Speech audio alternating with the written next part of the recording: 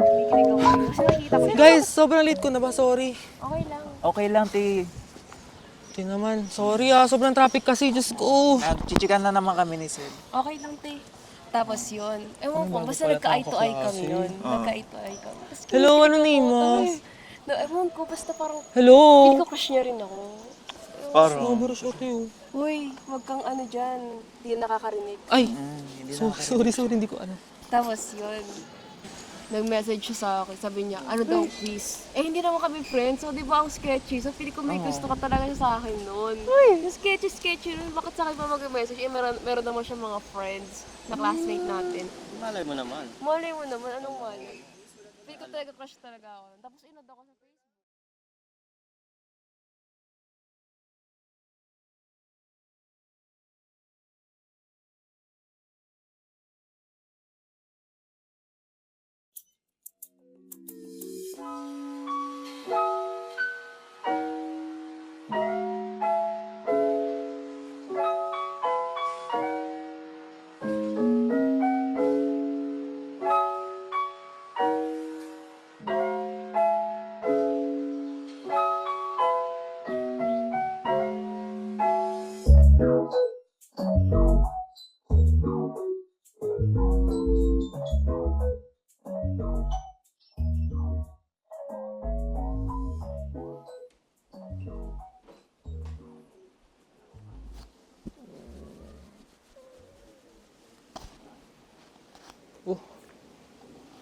Dito pa pala to.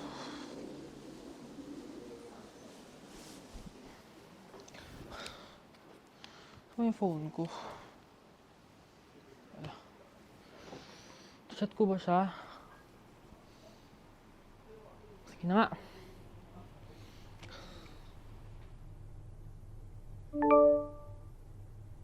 Hello? Si Daniel ba to?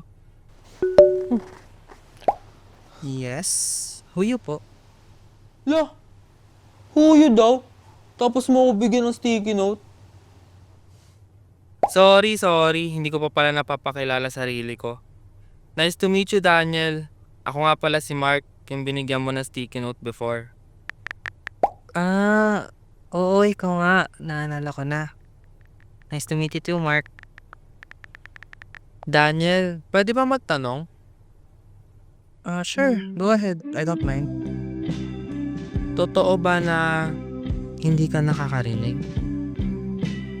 Oo. That's why I use sign language and my trusty sticky notes para makipag-usap. Daniel, wanna be friends? Sure. Anong feeling ng nakakarinig? Okay lang. Bakit okay lang? Dahil sa ingay. Minsan marami din ako naririnig na hindi maganda. Pero okay lang kasi gano'n naman ang buhay. Sa bagay. Well, this is fun. Talking to someone about my condition is difficult.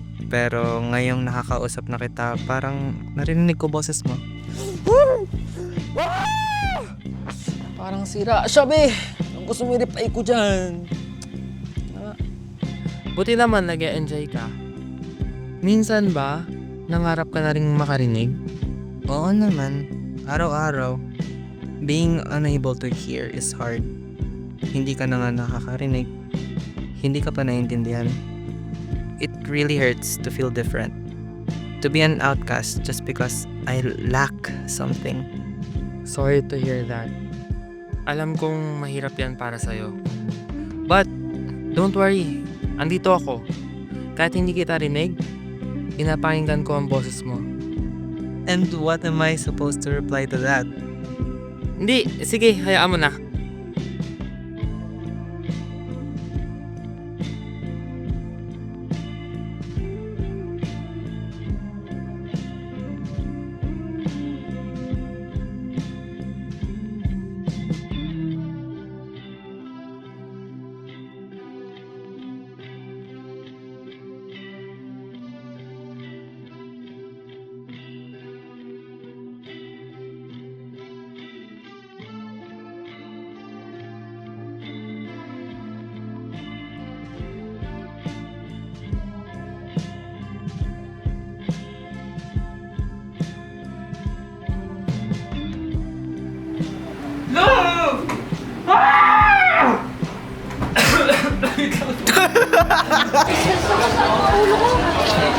Uy, di mo ako binangga! Balik kita. Yan. Ano, ayusin mo. 3. Galing nga, di naubusan ng kwento. Ready. Ang dami niya ako kwento pa bago-bago every time.